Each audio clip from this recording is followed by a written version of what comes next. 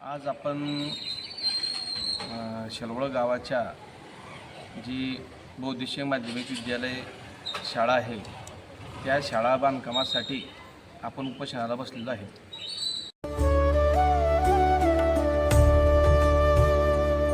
Experience heritage and royalty.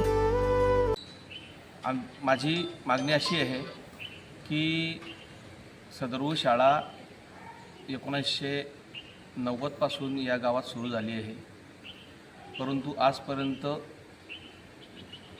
संचालक मंडळाने 2-3 वेळेस शेतीचा आर्थिक व्यवहार केला, परंतु आजपर्यंतही त्या जागेवर शाळेचे बांधकाम झालेले नाही। तरी उपोषणाचा मेन उद्देश हाच आहे की शाळा बांधकाम सुरू होईपर्यंत उपोषण सुटणार नाही।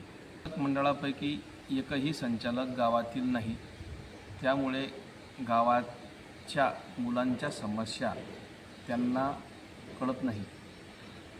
मासिक मीटिंग असेल, वार्षिक मीटिंग असेल, कुठल्याही प्रकारची मीटिंग या गावात होत नाही किंवा या शाळेत होत नाही। तरी आज माझ्या संचालक मंडळाला विनंती आहे की त्यांनी या विषयात गांभीर्याने लक्ष द्यावं आणि जी गरजेची नसलेली मालमत्ता असेल, शाळा बांधकाम करण्यासाठी निधीची कमतरता असेल, तो निधी शिल्लक असलेला भूखंड किंवा शिल्लक असलेली शाळेची संस्थेची मालमत्ता त्यांनी विकून त्या शाळेच्या मेन जागेवर त्यांनी चांगल्या प्रकारची इमारत बांधावी। त्या इमारतीमध्ये मूलभूत सुविधा, टॉयलेट, बाथरूम किंवा प्रयोगशाळा, शारीरिक शिक्षणचा स्टोरेज हे त्यांनी बांधावं अशी माझी त्यांना विनंती आहे। माझे नाव राकेश कडबोसे आहे। मी पण ह्याच शाळेचा विद्यार्थी आहे। आम्ही तर ह्या शाळेत अशी काढले आहे की आता तरी ते सर लोकांनी त्यांनी स्वतः पैसे गोळा करून काही 5-7 खोल्या बांधल्या।